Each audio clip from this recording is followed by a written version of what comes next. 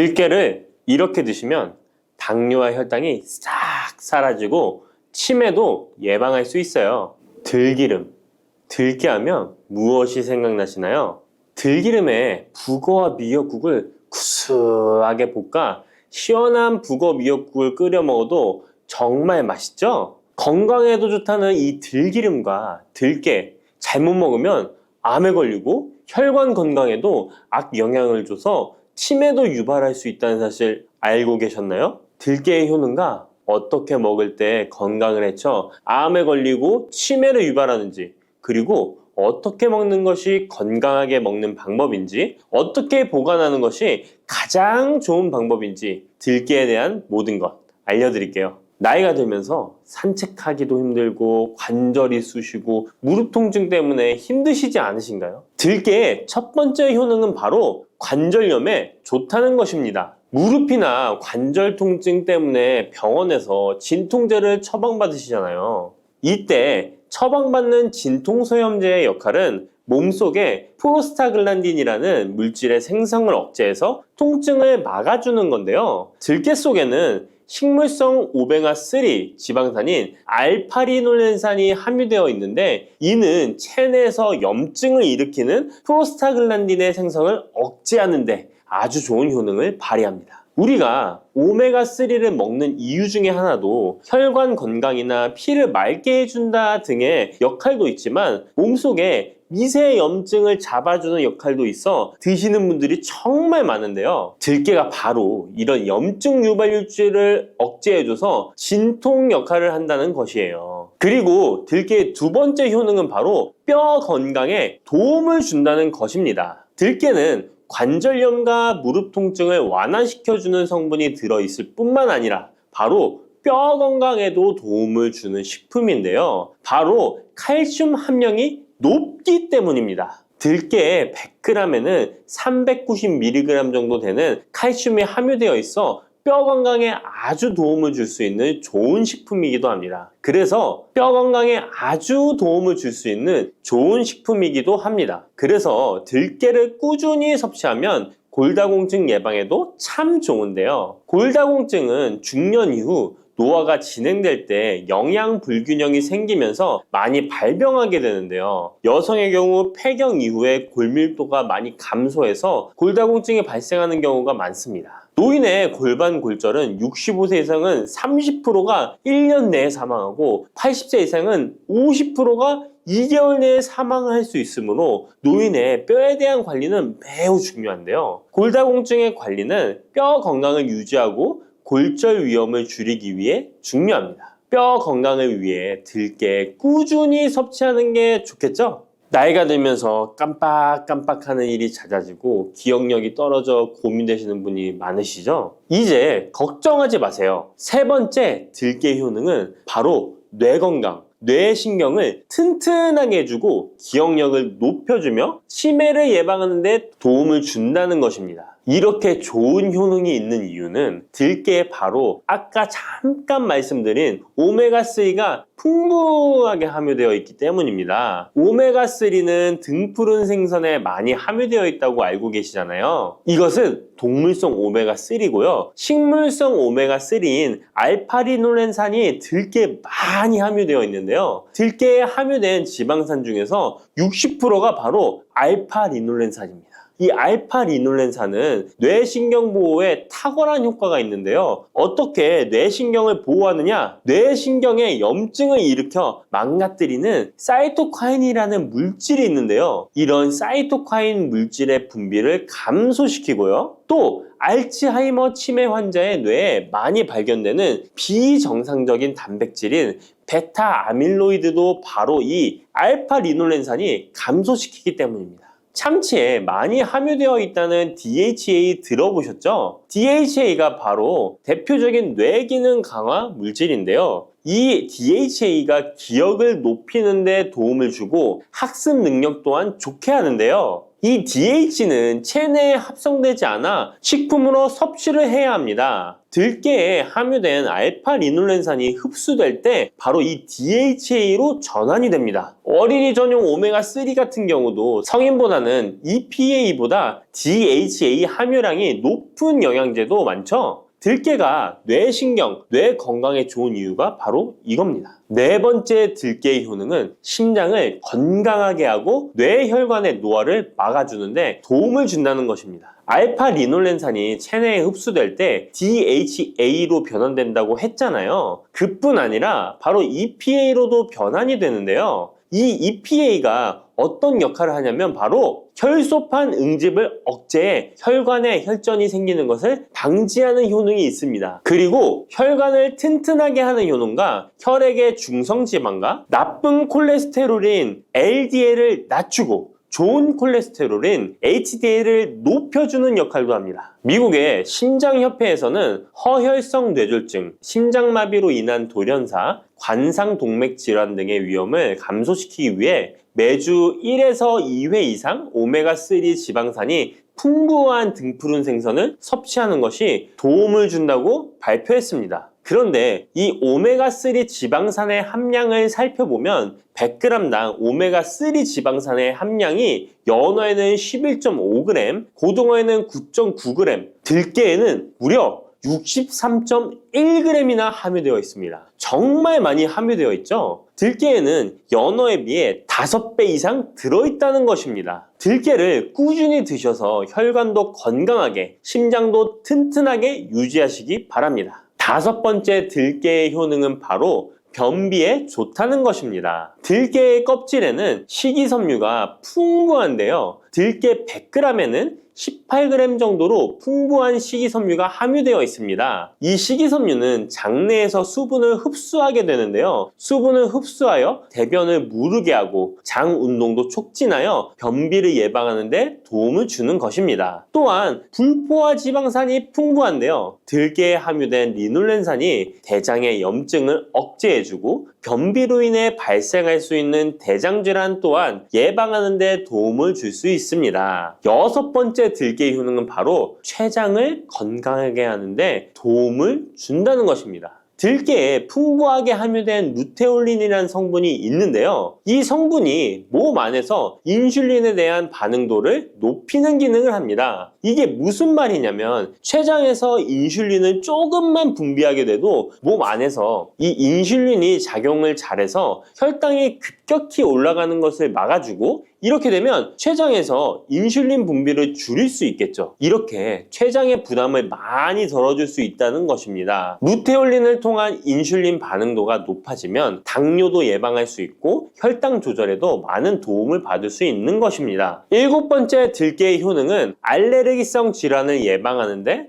도움을 주는 것입니다. 들깨에 오메가3 지방산이 많이 함유되어 있다고 했잖아요. 이 오메가3 지방산이 염증을 억제하고 면역력을 강화시키는 효과가 있어서 알레르기 증상을 예방하고 완화시키는데 도움을 줄 수 있는 것입니다. 그리고 또 비타민 E가 풍부하게 함유되어 있는데요. 비타민 E는 항산화 작용에 뛰어나고 알레르기 반응을 일으키는 물질인 히스타민의 분비를 억제하는 효과가 있습니다. 알레르기에 처방받는 항히스타민제와 비슷한 기전이라고도 어찌 보면 볼 수 있겠죠. 8번째 들깨의 효능은 빈혈에 좋다는 것입니다. 들깨 100g에는 철분이 약 14mg 정도로 함유되어 있는데요. 이는 시금치의 약 2배에 해당됩니다. 시금치보다도 철분 함량이 높아 빈혈에 도움을 줄 수 있는 것이고 그뿐만 아니라 들깨에 함유된 비타민 B1, 2는 조혈작용을 도와주는데요. 조혈작용이란 혈액 속의 혈구를 만들어내는 과정을 말합니다. 빈혈이 있는 분들이 들깨를 꾸준히 드신다면 빈혈을 개선하는데 많은 도움을 받을 수 있는 것이죠. 자, 그런데 이렇게 좋은 들깨도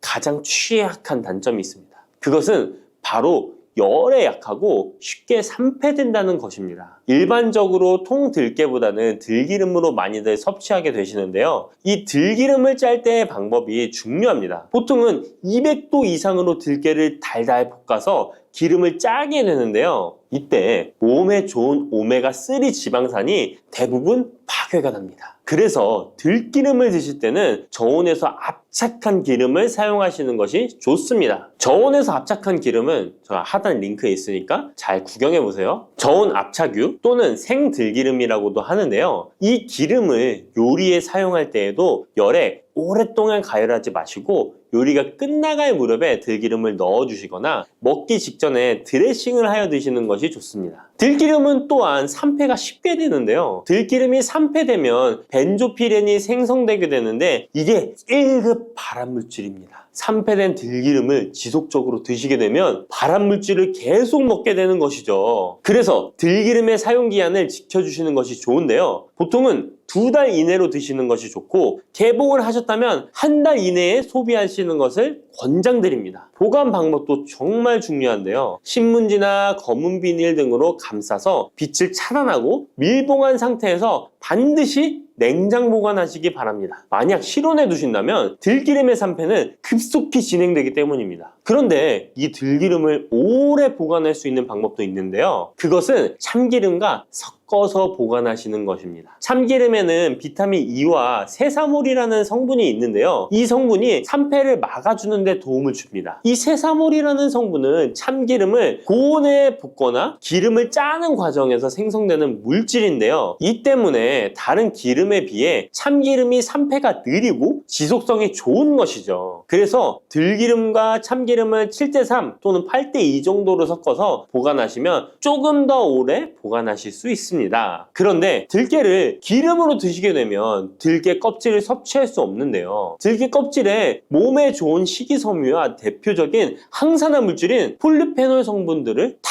버리게 되는 것입니다. 그래서 들깨를 제대로 드시려면 들기름보다도 통들깨 자체로 드시는 것이 좋습니다. 마트에 가면 통들깨보다도 들깨 가루를 많이 판매하시는데요. 들깨 가루는 산패가 빨리 되기 때문에 통들깨를 구매해 드시길 바랍니다. 통들깨를 구매하시면 그 안에 작은 돌이라든지 이물질이 들어있어 세척을 잘 해주셔야 되는데요. 세척하는 방법 알려드릴게요. 먼저 들깨를 물에 담가 씻어줍니다. 그리고 물 위에 뜨는 것만 채로 걷어 옮겨주시기 바랍니다. 그렇게 하면 바닥에 이물질만 남는데요. 이것을 버리고 또 물에 담가 씻어주고 물 위에 뜨는 것만 채로 걷어 옮겨주시면 됩니다. 이 같은 작업을 3번, 4번 반복해주면 되는데요. 이렇게 하면 통들깨를 깨끗하게 세척할 수 있습니다. 깨끗하게 세척한 통들깨는 자연 건조해 주셔도 되긴 하지만 시간이 오래 걸리니 팬에 담아 약한 불로 건조시켜 주시거나 쉬운 방법은 전자레인지를 이용하시면 됩니다. 전자레인지를 이용한 건조 방법 알려드릴게요. 세척한 통들깨를 접시에 담아 주시고요. 이렇게 해서 5분 정도 돌려주시고요. 상태를 확인해 줍니다. 아직 덜 건조되었을 거예요. 한 번에 오랜 시간 전자레인지에 돌리면 들깨가 탈 수 있으니까 이렇게 5분 정도씩 돌려가며 상태를 확인해 주면서 완전히 건조될 때까지 이 작업을 해주시면 됩니다. 완전히 건조된 통들깨는 그냥 스푼으로 떠서 드셔도 되고요. 먹을 만큼씩 믹서기에 갈아서 음식에 넣어 드셔도 되고 통들깨 자체로 음식에 넣어 드셔도 됩니다. 이렇게 하시면 들깨를 산패되지 않은 상태로 신선하고 건강하게 버리는 것 없이 드실 수 있습니다.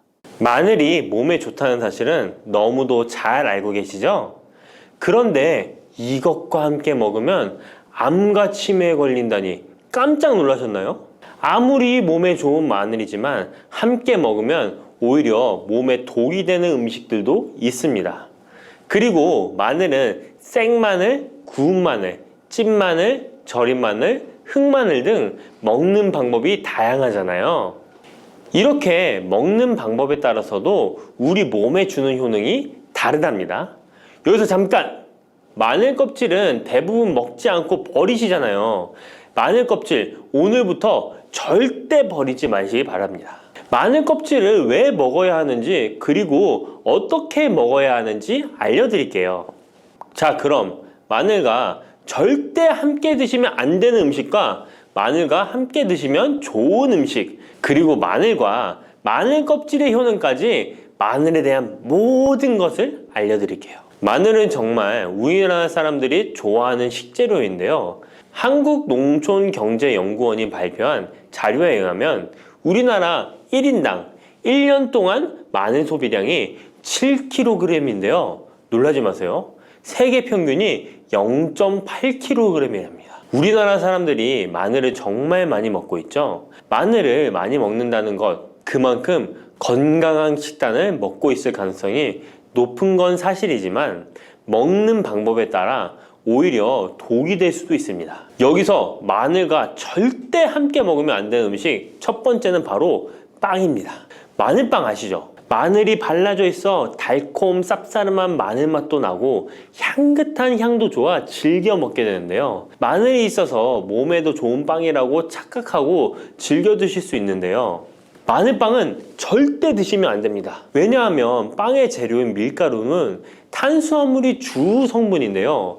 밀가루의 고탄수화물은 소화 과정에서 당으로 분해되고 혈당 지수를 급격히 올리게 되며 이때 인슐린의 분비가 과도하게 됩니다. 이런 현상이 반복되게 되면 체내의 인슐린 저항성이 높아지고 췌장을 망가뜨려 당뇨를 유발할 수 있는 것입니다. 그리고 이 당은 몸에 흡수되면서 지방으로 변하고 쉽게 살이 찌게 되어 비만을 야기할 수 있습니다. 밀가루 빵을 만들면 글루텐이라는 단백질이 생성되는데 이 글루텐은 소화불량, 복통, 변비 등 증상을 유발할 수 있습니다. 이뿐만 아니라 글루텐이 몸에 들어오면 장에서 에소루핀이라는 성분이 만들어지게 되는데 이 에소루핀은 중독성이 강해 밀가루 중독을 일으켜 빵 같은 밀가루를 과다 섭취하게 만든다는 것입니다. 마늘이 아무리 좋은 성분으로 항암 작용, 항염증 작용을 한다고 해도 마늘빵으로 드신다면 아무 소용이 없는 것입니다. 그러면 마늘은 어떻게 먹어야 마늘의 효능을 극대화할 수 있을까요? 마늘은 생으로 드실 때도 물론 좋지만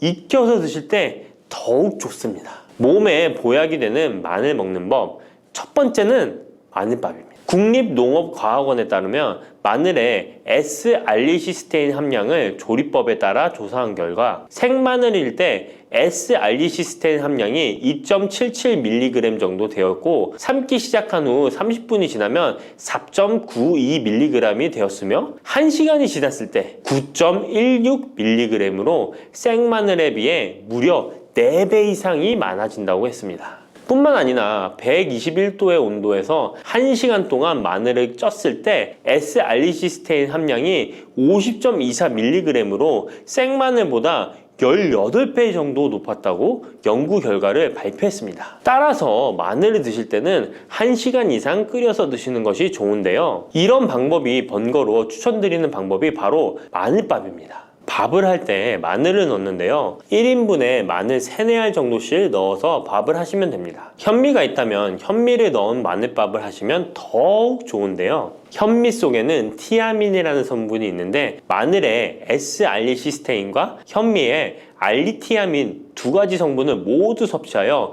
항암 효과뿐만 아니라 피로회복, 근육통 완화에도 좋은 밥이 되는 것입니다. 그럼 마늘밥을 하기 위해 마늘을 까고 나면 껍질은 어떻게 하셨나요? 버리셨나요? 오늘부터는 절대 버리지 말기 바랍니다. 마늘에 효능하면 첫 번째로 생각나는 것이 아마도 항암 효과일 거예요. 그런데 마늘 껍질을 통해 엄청난 항암 효과를 누릴 수 있는데요. 우리나라 연구진에서 연구한 결과 마늘 껍질을 70% 에탄올 용매로 반복 추출해서 만든 마늘 껍질 추출물이 암 예방 효과에 탁월한 효능이 있다고 발표되었습니다. 특히 유방암, 위암, 간암, 대장암, 폐암, 세포뿐 아니라 다양한 암세포에 대한 억제 효과가 있다고 했는데요. 그 중에서도 유방암 세포의 증식을 억제하는 데 효과가 가장 높았다고 합니다. 마늘 껍질의 두 번째 효능은 바로 심혈관을 튼튼하게 한다는 것입니다. 마늘 껍질은 마늘 알맹이보다 식이섬유가 4배, 폴리페놀이 7배나 많게 함유되어 있는데요. 식이섬유는 혈관 내에 나쁜 콜레스테롤을 흡착해 몸 밖으로 배출하는 데 도움을 주고 항산화 성분인 폴리페놀은 콜레스테롤이 산화되는 것을 막아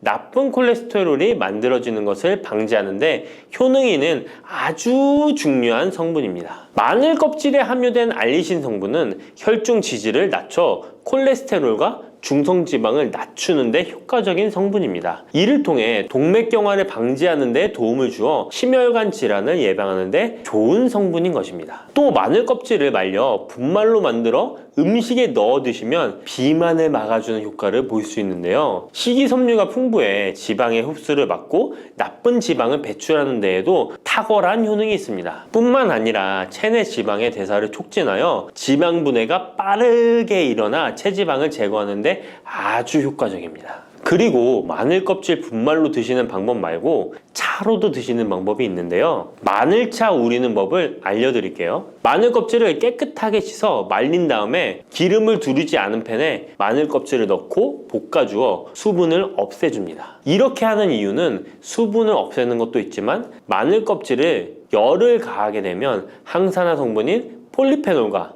플라보노이드 성분이 증가하기 때문입니다. 이렇게 수분을 없앤 마늘 껍질을 냉동실에다 보관하셨다가 드실 때 끓는 물에 소주 반 컵을 넣고 물 1리터, 마늘 껍질 15g 정도 넣고 끓여주시면 됩니다. 이렇게 끓인 마늘 껍질차를 따뜻하게 드셔도 되고 냉장고에 넣어 시원하게 드셔도 괜찮습니다. 마늘이 몸에 좋다고 해서 꿀에 마늘을 재워 드시는 분 계시잖아요. 물론 꿀마늘이 몸에 좋은 분들도 계시지만 꿀과 마늘은 절대 함께 드시면 안 되는 음식입니다. 식품 비방이라는 문헌에 보면 꿀과 마늘은 함께 먹으면 안 된다라고 적혀 있는데요. 그 이유는 꿀과 마늘은 둘 다 열을 내는 뜨거운 음식이기 때문입니다. 꿀과 마늘을 함께 먹게 되면 체질이 맞지 않는 경우에는 부작용이 클 수 있기 때문입니다. 체질에 맞지 않는 분들이 이 꿀마늘을 드시게 되면 눈의 충혈이 잦아지고 노화가 빨라질 수 있습니다. 돋보기를 빨리 쓸 수 있게 된다는 거죠. 또한 두통이 생기며 피부에도 트러블이 생기는 부작용도 있으니 꼭 기억하시기 바랍니다. 당 섭취에 주의하셔야 하는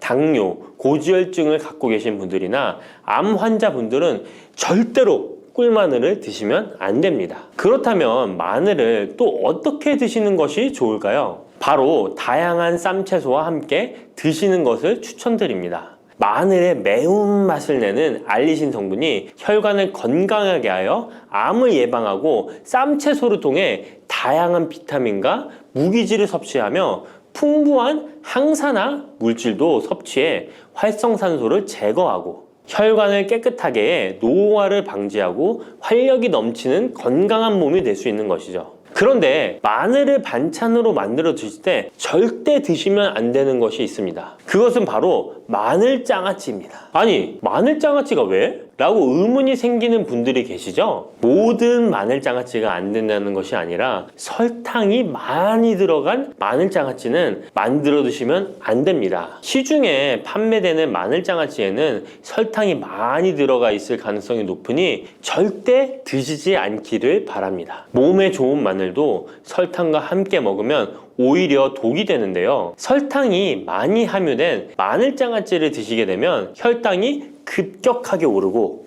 인슐린 저항성이 높아지며 혈액 속에 중성지방이 많아져 혈액을 끈적하게 만들게 됩니다. 또한 설탕을 많이 섭취하게 되면 뇌에서 기억력을 담당하는 해마의 크기를 줄어들게 해 기억력을 감퇴시키고 나아가 치매를 일으킬 수도 있습니다. 집에서 마늘장아찌를 담가 드실 때는 설탕을 넣지 말고 건강한 식재료만을 사용하시는 것이, 마늘을 건강하게 드실 수 있는 또 다른 방법은 흑마늘을 추천드립니다. 마늘에 열을 가하면 마늘색이 점점 짙어져 결국 까맣게 변하는 흑마늘이 되는데요. 그 이유는 마늘 속에 있는 당류와 단백질인 아미노산이 반응하여 갈색을 띠는 멜라노이딘 색소가 만들어지기 때문입니다. 이 반응을 마이야르 반응이라고 하죠. 고기를 구우면 빨간색의 고기가 점점 희어지다 갈색으로 변하는 반응과 같은 원리인 것입니다. 이렇게 흑마늘을 만들게 되면 생마늘보다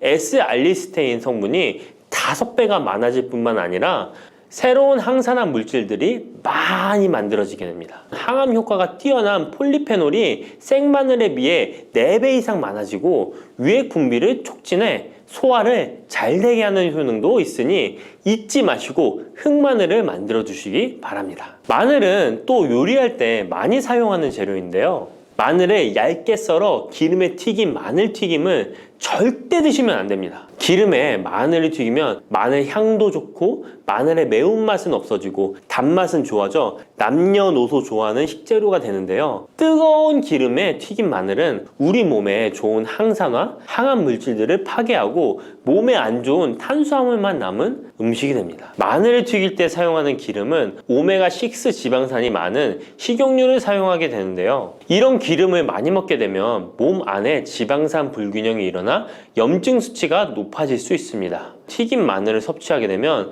당 독소 또한 높아져 결국 우리 몸에 인슐린 저항성이 높아지는 악영향을 주는 것이죠. 만약 기름에 튀긴 마늘을 드시고 싶다면 한 가지 방법이 있는데요. 그것은 올리브유를 사용하시고 불을 오래 가열하지 말고 살짝만 가열하여 마늘도 튀기듯이 오래 하지 말고 살짝만 익혀서 드시면 향도 좋고 몸에도 좋은 마늘을 드실 수 있습니다. 올리브유를 이용한 마늘을 드시는 방법 하나 더 알려드리겠습니다. 그것은 올리브유에 마늘을 재워 먹는 방법인데요. 먼저 마늘을 끓는 물에 넣어 5분 정도 데쳐주시고요. 소독된 병에 마늘을 담고 올리브유를 가득 담아줍니다. 이때 통후추를 조금 넣어주면 풍미를 더욱 높일 수 있습니다. 올리브유와 마늘이 만나 항산화 성분, 항암 물질이 극대화되어 혈관을 튼튼히 하고 혈전의 생성을 막고 혈류를 원활하게 하여 치매를 예방하고 심장마비와 뇌졸중까지 예방할 수 있는 보약이 되는 것입니다. 이렇게 만든 마늘 올리브유 절임은 반찬으로 드셔도 좋고 생선 요리를 할 때 이 마늘을 으깨어 생선에 발라주면 생선 비린내를 잡아줄 뿐만 아니라 마늘과 올리브유의 풍미가 더해져서 더욱 맛있는 요리가 될 수 있습니다. 이렇게 좋은 마늘도 드실 때 주의하셔야 할 분들이 계신데요. 마늘의 효능 중에 혈전을 제거하고 혈류를 원활하게 하는 효능이 있었잖아요. 이런 효능이 혈액을 묽게 만들기 때문인데요. 와파린, 아스피린 같은 혈전 용해제를 복용하시는 분들이 마늘을 많이 드시게 되면 상처가 났을 때 피가 잘 멈추지 않을 수 있으니 주의하시기 바랍니다. 평소 위염이나 위궤양이 있어서 위가 안 좋으신 분들은 마늘에 알리신 성분이 위 점막을 자극하여 증상이 악화될 수 있으니 주의하시기 바랍니다. 그리고 과민성 대장 증후군이 있는 분들도 마늘을 많이 드시게 되면 복통이 일어날 수 있으니 마늘은 조금만 드시길 바랍니다. 미역과 이것 함께 드시면 당뇨가 사라지고 치매가 예방됩니다. 평소 무심코한 이 행동 때문에 암과 치매에 걸릴 수 있습니다. 미역에는 풍부한 영양 성분이 있어 당뇨 예방, 골다공증, 심혈관 질환 예방, 암 예방 등 다양한 효능을 갖고 있기도 하죠. 그렇다면 미역은 어떻게 먹어야 암과 치매에 안 걸리고 우리 몸을 건강하게 만드는 보약이 될 수 있을까요? 미역국 끓일 때 고소한 들기름에 미역을 달달 볶아서 끓여 먹으면 정말 맛있잖아요. 그런데 절대로 미역을 볶을 때 들기름을 넣고 조리하시면 안 됩니다. 들기름은 오메가3 지방산과 혈관의 콜레스테롤을 제거하고 노폐물을 배출하여 혈관을 건강하게 해줍니다. 또한 동맥경화를 방지하여 심혈관 질환을 예방하고 뇌신경을 활발하게 하여 치매 예방에도 좋은 효능이 있습니다. 그런데 들기름은 다른 점이 낮아 열을 가하게 되면 산패가 되어 좋은 성분은 없어지고 1급 발암물질인 벤조피렌이 생성됩니다. 벤조피렌은 암을 발생시킬 뿐만 아니라 뇌 분비계의 장애를 일으키고 뇌 건강에 악영향을 주는 정말 위험한 물질입니다. 건강에 좋은 줄 알고 넣은 들기름 때문에 오히려 건강을 해치는 독을 먹는 상황이 되는 거죠. 들기름은 미역국을 다 끓인 다음에 마지막에 한 스푼 넣어 드시면 들기름의 효능과 고소한 맛을 온전히 누릴 수 있습니다. 미역과 함께 드시면 절대 안 되는 두 번째 음식은 바로 대파입니다. 다른 국이나 찌개를 끓일 때는 파를 꼭 넣는데 유독 미역국을 끓일 때는 왜 파를 넣지 않는 걸까요? 그 이유는 미역과 대파 둘 다 알긴산이라는 성분이 있는데 이 알긴산은 미끌거리는 식감이 있습니다. 함께 드시게 되면 식감이 나빠지는 이유도 있지만 식감보다도 더 중요한 이유가 있습니다. 대파에는 인과 유황 성분이 있는데요. 미역과 대파를 함께 드시게 되면 대파 안에 인과 유황 성분 때문에 미역에 함유된 칼슘의 흡수를 방해받게 됩니다. 미역에는 칼슘이 엄청나게 많이 들어있는데요. 미역에 함유된 칼슘의 함량은 100g당 960mg이고요. 우유에 함유된 칼슘의 함량은 100g당 105mg입니다. 우유보다 9배 정도나 더 많다는 것이죠. 성인 기준 하루 칼슘의 권장 섭취량이 600mg에서 700mg 정도인데요. 미역국을 한 그릇만 드셔도 충분히 섭취하실 수 있는 양입니다. 우유를 소화 못 시키는 분들이 칼슘을 섭취하기 위해서는 미역이 정말 좋은 식품이 되는 거죠. 이렇게 많은 칼슘은 우리 몸의 뼈를 튼튼하게 해주고 골다공증 예방에 도움을 주는데요. 이 골다공증 예방은 50대 이후의 여성분들에게는 정말 중요한 효능입니다. 골다공증으로 인해 골반뼈가 골절이 될 경우에 65세 이상은 30%가 1년 내에 사망하고 80세 이상은 50%가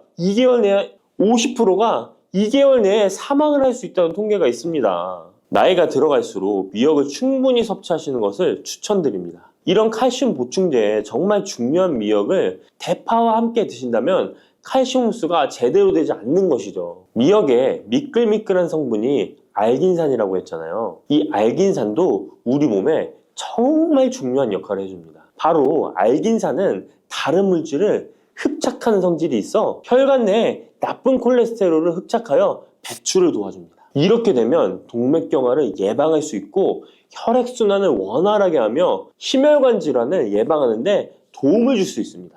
미역이 피를 맑게 한다고 하잖아요. 바로 이 알긴산의 효능 때문에 혈관이 깨끗해지기 때문입니다. 또한 알긴산은 장 운동을 촉진하고 배변 활동을 원활하게 하여 변비 예방에 도움을 줍니다. 이는 미역의 풍부한 식이섬유와 함께 장 건강에 도움을 주는 거죠. 미역에 함유된 풍부한 식이섬유는 당뇨 예방에 탁월한 효능을 발휘하는데요. 국립보건원에서 장년층 7,400명을 대상으로 추적 조사를 해봤는데 해조류를 전혀 먹지 않는 사람과 매일 미역국 반 그릇 이상의 해조류를 섭취한 사람의 당뇨병 발생 위험도를 조사했는데 하루에 미역국 반 그릇 이상 먹는 사람이 해조류를 전혀 먹지 않는 사람에 비해 당뇨병 발생 위험도가 20%가 낮았습니다. 미역의 풍부한 식이섬유는 급격히 오르는 혈당을 막아주는데요. 식이섬유가 소화의 속도를 늦춰주고 인슐린의 분비를 조절해주기 때문입니다. 식이섬유는 포만감을 높여주고 칼로리가 낮아 식사량을 조절하는 데 도움을 주고 체내에 노폐물과 독소를 배출하여 체중을 감량하는 데도 도움을 주어 다이어트 식품으로도 많이 활용되고 있습니다.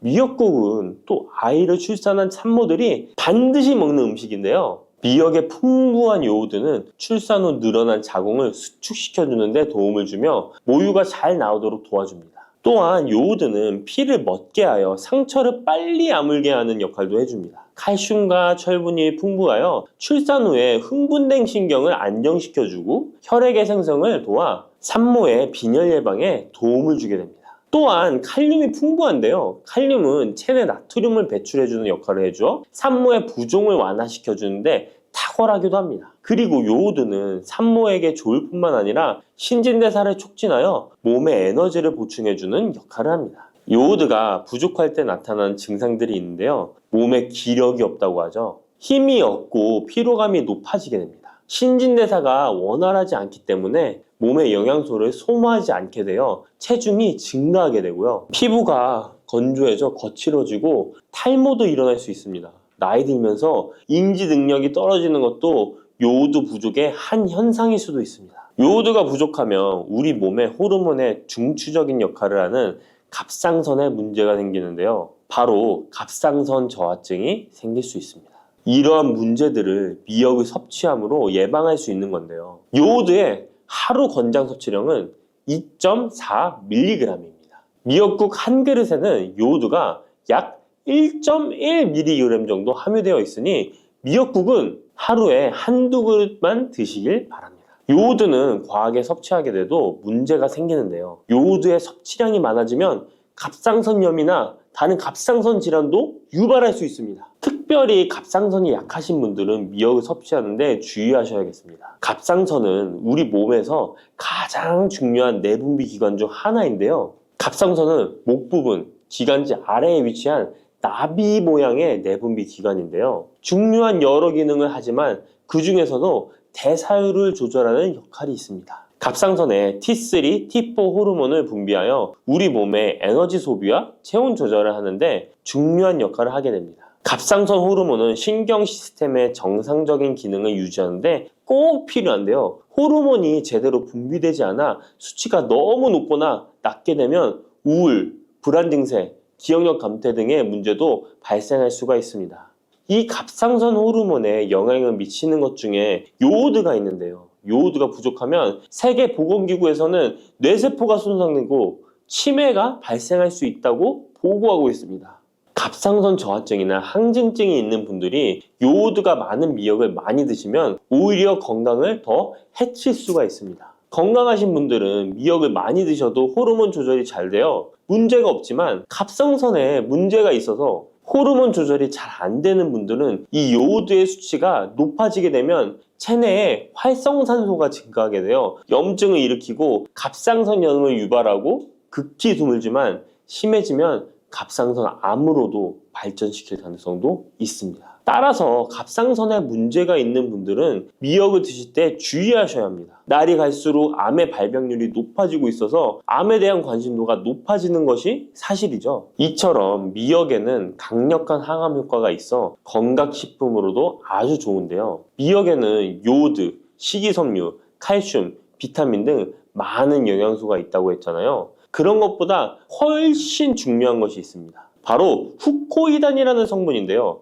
이 성분이 바로 강력한 항암 작용을 한다고 알려져 있습니다. 코이단 성분은 미역의 줄기보다 미역귀에 7배나 많이 들어있어 요즘에 미역귀가 항암식품으로 많이 알려져 있습니다. 이 후코이단은 암세포가 스스로 사멸되도록 유도하는 효능이 있습니다. 이러한 효능으로 암세포가 생기는 것을 막아주고 전이 되는 것도 방치할 수 있는 거죠. 후코이단은 특히 폐암, 간암, 대장암, 유방암, 백혈병에 효능이 좋다고 입증된 논문들이 발표되기도 했습니다. 후코이단은 항암 작용 외에도 콜레스테롤 혈관에 흡착되지 않도록 막아주고 혈류를 원활하게 해주어 혈관을 건강하게 해주는 역할을 해줍니다. 이렇게 혈관을 깨끗하게 해주어 뇌졸중과 뇌경색, 심근경색 등의 심혈관 질환도 예방할 수 있습니다. 미역귀와 함께 토마토를 드시면 항암 효과를 극대화할 수 있는데요. 토마토가 채소의 왕으로 불리며 우리 몸에 정말 좋다는 사실 알고 계시죠? 토마토에는 라이코펜이라는 항산화 성분이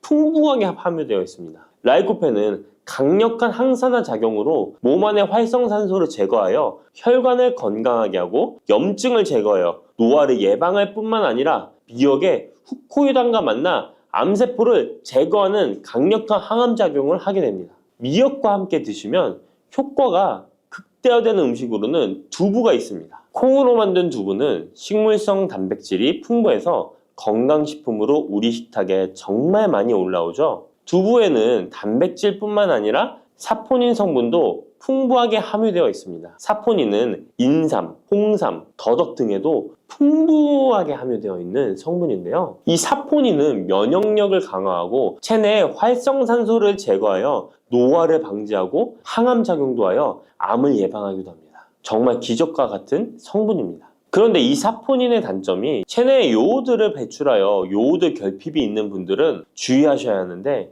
미역과 함께 드신다면 미역에 함유된 풍부한 요오드와 사포닌의 만남으로 미역의 섭취로 과다할 수 있는 요오드의 양을 두부의 사포닌이 배출시켜주어 걱정 없이 드실 수 있게 되는 것이죠. 칼슘은 뼈를 튼튼하게 만들어준다고 상식적으로 알고 계시잖아요. 우리 몸에는 칼슘이 많아도 골다공증이 생긴다는 사실 들어보셨나요? 칼슘이 풍부한 우유를 많이 마시는 덴마크나 스웨덴 같은 나라에서 골다공증이 많다고 합니다. 오히려 많은 칼슘이 오히려 혈관이나 심장에 쌓여서 석회화를 일으켜 건강을 해치게 되는데요. 그렇다고 칼슘이 많은 음식을 안 먹을 수도 없고 어떻게 해야 할까요? 걱정하지 마세요. 해결책 바로 알려드릴게요. 그것은 바로 계란과 함께 드시면 해결됩니다. 계란에 들어있는 다양한 영양 성분이 오스테오칼신이라는 단백질을 활성화시켜 주는데 이 단백질은 뼈를 강화하고 칼슘이 뼛속으로 제대로 흡수할 수 있도록 도와줍니다. 이 오스테오칼신을 활성화해주는 역할을 하는 게 비타민 K2인데 우리나라에서는 허가가 늦게 나서 그동안 정식으로 섭취 못했던 비타민 K2도 지금은 허가가 나서 요새 영양제를 보면 칼슘과 마그네슘, 비타민 D와 비타민 K까지 같이 들어있어 칼슘의 흡수를 더욱 용이하게 만들어주는 영양제도 쉽게 찾아볼 수 있습니다. 그런데 이렇게 칼슘을 아무리 많이 섭취해도 흡수가 안 돼 그대로 혈관에 남게 되면 쌓이고 쌓여서 석회화를 유발시킬 수 있겠죠? 이처럼 미역과 계란을 함께 섭취하면 칼슘의 흡수를 도울 뿐 아니라 우리 몸의 pH 균형을 잡아주는 데도 중요한 역할을 해줍니다. 미역은 알칼리성 식품이고 계란은 산성 식품으로 같이 섭취하면 약 알칼리성 상태로 유지시켜줍니다. 게다가 소화에도 좋고 미역은 단백질과 잘 어울리니 계란과 함께 먹으면 소화도 잘 되고 우리 몸의 흡수도 잘 된답니다. 물렁한 복숭아 좋아하세요? 아니면 딱딱한 복숭아 좋아하세요? 사람들마다 본인이 좋아하는 복숭아의 종류가 따로 있죠. 백도, 황도, 천도, 요즘엔 신비 복숭아라는 것도 인기가 참 많은 것 같습니다. 냉장고에 뒀다 먹으면 달콤하고 부드럽고 향긋한 복숭아는 참 맛이 좋은데요. 여름철 대표 과일 중 하나인 복숭아도 함께 먹으면 의사들도 놀랄 만큼 몸에 좋은 음식도 있고 또 복숭아도 잘못 드시면 우리 몸에 독이 될 수도 있습니다. 달콤한 과일인 복숭아는 당뇨 있는 분들이 꺼려하는 과일 중에 하나이기도 하는데요. 이 복숭아도 올바로 알고 드시면 당뇨가 있는 분들에게도 보약이 될 수 있습니다. 지금부터 복숭아와 함께 먹으면 보약이 되는 음식, 그리고 복숭아 드실 때 주의할 점과 복숭아의 효능까지 모든 것 알려드릴게요. 여름 과일의 여왕이라는 별명을 가진 복숭아는 더운 날씨에 다양한 영양소와 수분이 많아서 피로 해소와 식욕 증진에 도움을 줄 수 있습니다. 특히 복숭아에는 우리 몸에 흡수가 빠른 각종 당류와 수분, 비타민, 구연산 무기질 등이 풍부하게 함유되어 있어 더위에 지친 몸에 활력을 불어넣어주며 수용성 식이섬유인 펙틴과 폴리페놀의 함량도 높아서 혈관 건강에도 좋은데요. 펙틴은 혈중 콜레스테롤 수치를 낮추는 데 도움을 주기 때문에 각종 심혈관 질환 예방에 도움이 됩니다. 또한 복숭아에 함유된 칼륨 성분은 나트륨 배출을 촉진하고 혈압을 낮추는 데 도움을 주기 때문에 고혈압, 동맥경화 등을 예방하는 데 도움이 됩니다. 풍부한 식이섬유는 장 건강에 좋은 역할을 주는데요. 소화를 촉진하고 배변의 양을 늘려 규칙적인 배변 활동에 도움을 주기 때문에 변비뿐만 아니라 장 건강 증진에도 도움이 됩니다. 특히 수용성 식이섬유는 장내 유익항균의 먹이가 되어 장내 환경을 개선하는 데 도움을 주어 장 건강과 면역력 증진에도 놀라운 효능을 발휘합니다. 또한 수용성 식이섬유는 위염, 위궤양을 예방하기도 합니다. 복숭아의 달콤함 때문에 당뇨가 있는 분들은 복숭아 먹기가 꺼려지시잖아요. 이제부터는 걱정 말고 드실 수 있을 거예요. 우선 복숭아는 달콤한 맛에 비해 혈당 지수와 혈당 부하 지수가 낮다는 사실 모르셨죠? 복숭아의 혈당 지수는 30에서 50 정도로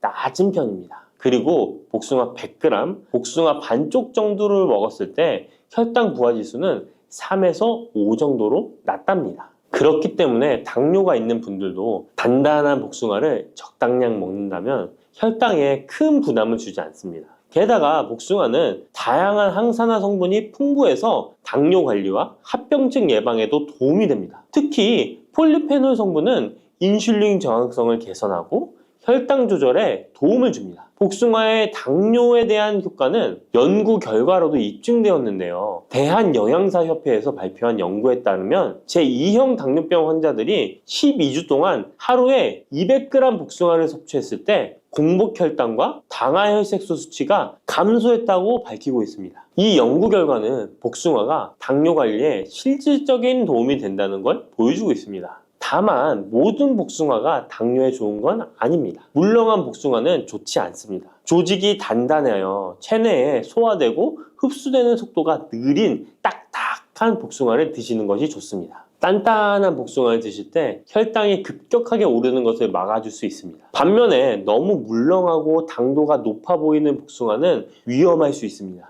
이런 물렁한 복숭아는 부드럽고 금방 소화되기 때문에 혈당을 급격하게 치솟게 만들 수 있습니다. 당뇨 환자의 혈당 관리에는 정말 치명적일 수 있어요. 혹시 복숭아 껍질을 함께 드시나요? 아니면 껍질은 버리고 부드러운 과육만 드시나요? 사실 복숭아 껍질에는 과육보다 무려 5배나 많은 식이섬유가 들어있습니다. 이 식이섬유는 당뇨 관리에 정말 중요한 성분입니다. 식이섬유가 풍부한 식품은 혈당 상승을 억제하고 인슐린 감성을 높여준답니다. 그래서 당뇨가 있는 분들은 복숭아를 껍질째 드시는 것이 좋습니다. 복숭아 껍질의 효과는 이미 여러 연구를 통해 입증되었는데 한국식품연구원에서 발표한 연구 결과에 따르면 복숭아 껍질 추출물이 혈당을 내려주고 인슐린 저항성 개선에 효과가 있다고 보고하기도 했습니다. 껍질에 풍부한 폴리페놀과 식이섬유가 이런 효과를 나타낸 것입니다. 복숭아는 당뇨뿐만 아니라 항암 효과도 있는데요. 복숭아에는 폴리페놀, 카로티노이드 등 항산화 성분이 풍부하게 들어있어 바람의 원인인 활성산소를 제거해주기 때문입니다. 이런 효능으로 각종 암 예방에 도움이 됩니다. 또한 복숭아에 함유된 클로로겐산과 네오클로로겐산은 정상세포에는 영향 없이 유방암세포의 성장을 억제하는 효과가 있으며 미국 워싱턴 주립대학교 연구팀에 따르면 생쥐를 대상으로 한 실험에서 복숭아 속에 화합물질이 유방암세포의 성장과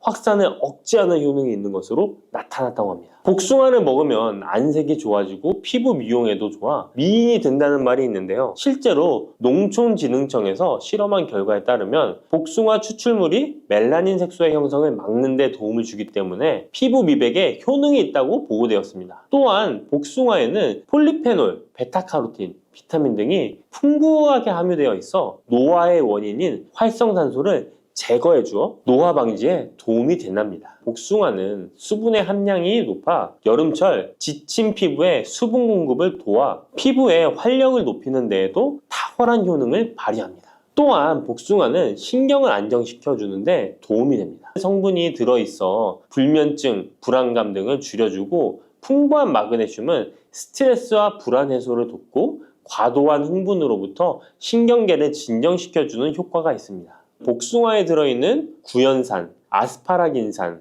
글루타민 등은 스트레스를 줄이는 데 도움을 주기 때문에 잠자리에 들기 전 복숭아를 먹으면 여름철 불면증 해소에도 도움이 됩니다. 이렇게 좋은 복숭아도 함께 먹으면 시너지가 폭발해 보약이 되는 음식들이 있습니다. 아몬드, 호두와 같은 견과류에는 불포화 지방산이 매우 풍부합니다. 이 불포화 지방산이 인슐린 감수성을 높이고 혈당을 안정시켜 주는데 여기에 복숭아의 폴리페놀이 더해지면 혈당 조절 효과는 높아지게 됩니다. 달콤한 복숭아와 고소한 견과류를 함께 드시면 당뇨 예방과 당뇨 관리에 최고인 것이죠. 그리고 많은 분들이 요거트에는 유산균이 풍부해 장 건강에 도움이 된다는 걸 알고 계실 거예요. 여기에도 복숭아를 함께 드시면 그 효과가 2배로 늘어나는데요. 복숭아에 들어있는 폴리페놀이 유산균의 활성을 높여주는데요. 이렇게 되면 장내 환경이 좋아져 인슐린 저항성도 개선되고 혈당 조절도 쉬워집니다. 계피는 인슐린 저항성을 개선하는 것으로 잘 알려져 있습니다. 매일 계피가루를 조금씩 섭취하는 것만으로도 당뇨 관리에 도움이 되는데요. 계피와 복숭아를 함께 드시면 시너지를 내서 혈당을 안정시켜 줄 수 있습니다. 이렇게 몸에 좋을 것만 같은 복숭아도 드실 때 주의하셔야 할 것들이 있습니다. 언제, 어디서든 먹기 좋은 복숭아, 통조림 잘 알고 계시죠? 복숭아 통조림을 절대 드시면 안 됩니다. 통조림 복숭아에는 설탕의 함량이 매우 높기 때문입니다. 많은 설탕이 들어가 있을 뿐만 아니라 복숭아 자체도 물렁물렁하여 드시게 되면 혈당이 급격히 올라가게 됩니다. 당뇨 환자에겐 치명적일 수 있을 뿐만 아니라 건강한 사람도 자주 드시게 되면 췌장이 망가지고 각종 심혈관 질환의 위험이 높아질 수 있습니다. 게다가 통조림 가공 과정에서 영양소 손실도 많이 일어나게 되는데요. 비타민 C와 폴리페놀 같은 중요한 영양소가 파괴될 수 있습니다. 이렇게 되면 당뇨 관리에 도움되는 성분뿐 아니라 건강에 좋은 여러 영양 성분이 사라져 그냥 단맛 나는 젤리 비슷한 음식을 먹는 것과 마찬가지가 되는 것입니다. 그러니 통조림 말고 반드시 싱싱한 복숭아를 드시기 바랍니다.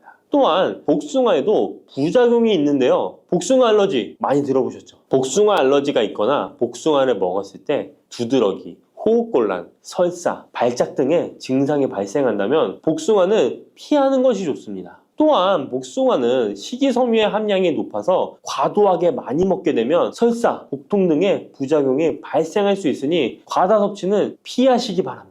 지방 함량이 높은 음식과 함께 섭취하면 복숭아의 유기산이 지방 분해를 막아 배탈을 유발할 수 있습니다. 복숭아 씨앗에는 아미그달린 성분이 많이 들어있기 때문에 과다 섭취 시 사이안 화물 중독에 의해 구토나 간 손상, 호흡곤란, 동공 확장, 현기증 등의 부작용이 발생할 수 있으니 복숭아 씨앗 섭취는 절대 하시면 안 됩니다. 복숭아 보관은 어디에? 어떻게 하시나요? 냉장고 아니면 상온에 보관하실 텐데요. 일단 복숭아는 구입한 당일이나 다음날 바로 드시는 것이 좋습니다. 상온에서 2에서 3일 정도 보관했다가 드시면 맛이 가장 좋습니다. 그런데 구매한 양이 많아 전부 못 드시게 되면 냉장 보관하시기 바랍니다. 냉장 온도는 5도 정도의 온도로 유지해 주는 것이 좋습니다. 너무 차갑게 하시면 단맛이 떨어질 수 있으니 추천드리지 않습니다. 그러면 냉장 보관한 복숭아는 바로 꺼내 먹어도 될까요? 시원해서 좋을 수 있지만 먹기 1시간 전에 꼭 상온에 꺼내 두었다가 드시는 것을 추천드립니다. 8도에서 13도 사이가 복숭아가 가장 맛있는 온도입니다. 상온에 잠시 두면 냉장고의 차가운 온도가 풀리면서 복숭아의 달콤함이 살아납니다.